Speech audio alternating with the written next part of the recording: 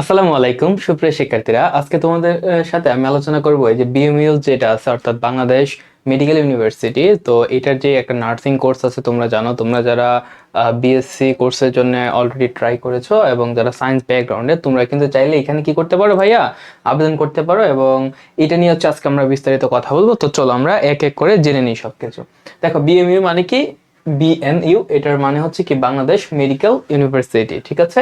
এখানে কোন ধরনের কোর্স অফার করা হয়? শুধুমাত্র বিএসসি ইন নার্সিং যেটা আছে, হ্যাঁ, এখানে শুধুমাত্র বিএসসি করা যায়, অর্থাৎ তোমাকে অবশ্যই সায়েন্স ব্যাকগ্রাউন্ডের হইতে হবে।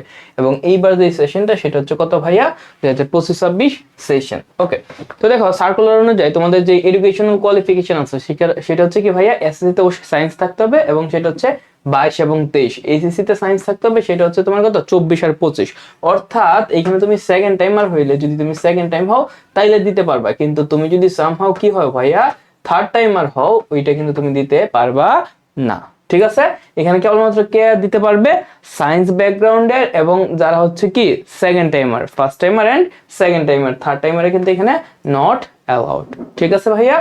এবং দেখো দুইটা মিলে জিপিএ কিন্তু খুবই কম, তোমাদের যাদের সিজিপিএ আছে জিপিএ আছে 7, তোমরা কিন্তু দুইটা মিলে 7 থাকলে হবে।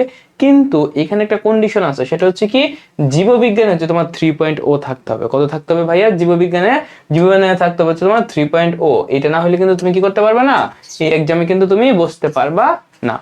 বুঝতে পেরেছো ভাইয়া? চলো তাহলে আমরা একটু সামনের দিকে আগাই।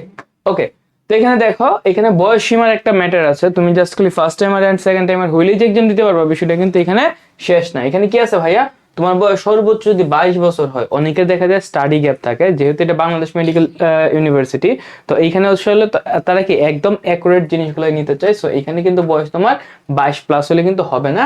তারিখটা কত ভাইয়া? এই যে এই তারিখের ভিতরে, হ্যাঁ, তোমার যদি বার্থডে এর ভিতরে হয় এবং তোমার যদি বয়স 22-এর বেশি হবে, তোমরা বেসিক্যালি 22-এর বেশি এখানে কেউ হওয়ার কথা না, তোমরা সবাই 18-19 এমনই হওয়ার কথা, ম্যাক্সিমাম হলে 20, এর বেশি আসলে হবে না, ঠিক আছে। এবং এখানে কোটা সংক্রান্ত একটা কথা আছে, কেবলমাত্র যারা উপজাতি আছে, কারা ভাইয়া? উপজাতিরা হচ্ছে 5% কোটা পাবে, হ্যাঁ।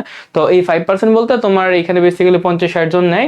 5% বলতে গেলে হয়তো বা তোমার 2 জন বা ম্যাক্সিমাম হলে 3 জন, এমন হচ্ছে কি এখানে কারা পাবে? উপজাতি যারা আছে, কেবলমাত্র উপজাতি, এটা যারা স্বীকৃত উপজাতি আছে তারা, ঠিক আছে ভাইয়া।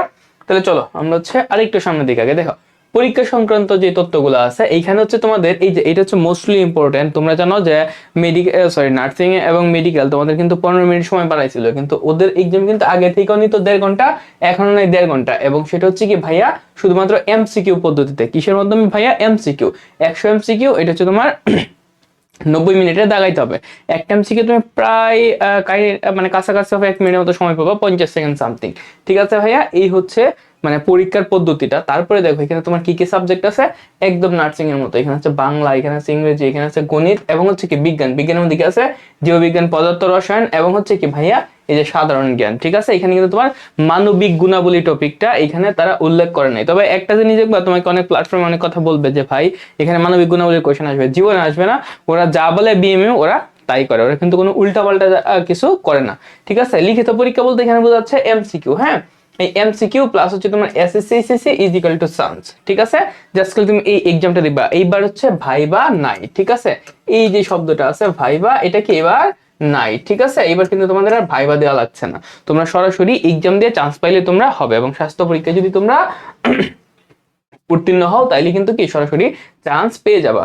এবং হচ্ছে কি দেখো, এইটাই বলছে যে স্বাস্থ্য পরীক্ষা যেটা বলছিলাম, প্রার্থীদের জন্য কি মেডিকেল পরীক্ষা, মানে মেডিকেল যেটা আছে মেডিকেল টেস্ট যদি করে, এখানে কি তুমি চূড়ান্ত ভাবে কি হবা, তুমি এখানে সিলেক্টেড হবা। ওকে, তারপরে দেখো আবেদন কবে থেকে শুরু এবং কিভাবে। দেখো আবেদন কিন্তু অলরেডি শুরু হয়ে গেছে 5 তারিখ থেকে। এই যে ওয়েবসাইট আছে ভাইয়া, এই ওয়েবসাইটে ঢুকে হচ্ছে তোমাদের কি করতে হবে, আবেদনটা করতে হবে। এটার আবেদনটা কিন্তু নার্সিং ভর্তি পরীক্ষার মতো না। এইখানে হচ্ছে একটা ম্যাটার আছে, সেটা হচ্ছে কি ব্যাংকে হচ্ছে আগে তোমার টাকা জমা দিতে হবে। কোন ব্যাংকে ভাইয়া? এই যে পূবালী ব্যাংকে। কেবলমাত্র তুমি পূবালী ব্যাংকে যাবা, গিয়ে বলবা যে আমি বিএমএ তে পরীক্ষা দিতে চাই, আমি 2000 টাকা জমা দিব। এই যে এটা হচ্ছে তোমার কোর্স ফি, এখানে দেওয়া, সরি এই আবেদন ফিটা দেওয়া আছে 2000 টাকা, যেটা অফেরত যোগ্য। মানে তুমি যদি একবার আবেদন করো তাহলে এই টাকা কখনো ব্যাক পাবা না, ঠিক আছে ভাইয়া। এটা কয় তারিখের মধ্যে দিতে হবে টাকাটা? অবশ্যই 20 তারিখের মধ্যে তোমার টাকাটা জমা দিয়ে দিতে হবে। আগে টাকা দিতে হবে, তারপর হচ্ছে কি তোমার ওই যে আবেদনটা আছে, আবেদন লিঙ্কে গিয়ে আবেদন করবে, ঠিক আছে। আবেদনের শেষ তারিখ কবে ভাইয়া? 25 তারিখ। অর্থাৎ তুমি আবেদন করার ন্যূনতম 4 দিন আগে 20 তারিখের মধ্যে তোমার কি করতে হবে ভাইয়া, তোমার কিন্তু অবশ্যই যেটা করতে হবে সেটা হচ্ছে টাকাটা আগে জমা দিয়ে দিতে হবে।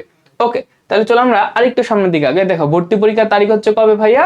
এডমিট কার্ড হচ্ছে এখানে ডাউনলোড করা যাবে 23 তারিখ পর্যন্ত। তুমি কিন্তু চাইলে 25 তারিখ মধ্যে আবেদন করতে পারবে, কিন্তু এর আগে কি করতে পারবা, তোমার এডমিট কার্ডটা নিতে পারবা যেহেতু তুমি আগে টাকাটা দিয়ে দিছো, ঠিক আছে? ওকে, তো এইখান থেকে এই মানে 23 তারিখ থেকে 15 তারিখ পর্যন্ত তুমি কি করতে পারবে ভাইয়া, এডমিটটা ডাউনলোড করতে পারবা। এবং লিখিত পরীক্ষা হবে কত তারিখে ভাইয়া? 16 তারিখে, ঠিক আছে? 16 তারিখ হচ্ছে কি তোমার লিখিত পরীক্ষা, সকাল 10টায়। স্থান কোথায়? BMU campus. এটা কোন জায়গায় ভাইয়া?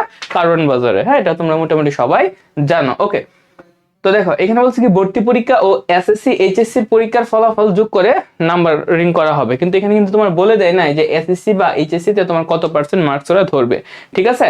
এটা হচ্ছে জাস্ট ওরা বলে দিছে যে এইভাবে হচ্ছে কি হবে, মার্জিনটা হবে বা মার্কেট ইয়েটা হবে, ঠিক আছে ভাইয়া?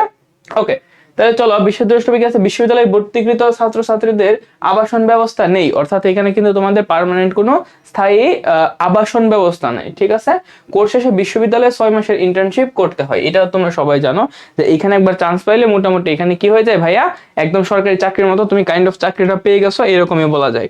তো তোমরা যারা ভাবতেছো পরীক্ষাটা দিবা, এবং তোমরা যারা ভাবতেছো যে এটাতে পরীক্ষা দিবা ফার্স্ট টাইম অথবা সেকেন্ড টাইমে, এবং সেই সাথে চাচ্ছ যে তোমরা আবার মেডিকেলে মানে নার্সিং এ আবার পরীক্ষা দিবা সেকেন্ড টাইম বা থার্ড টাইম, তো তোমরা কিন্তু চাইলে আমাদের কোর্সে এনরোল করতে পারো। পালস নার্সিং ভর্তি কোচিং এর পক্ষ থেকে সবার জন্য শুভকামনা।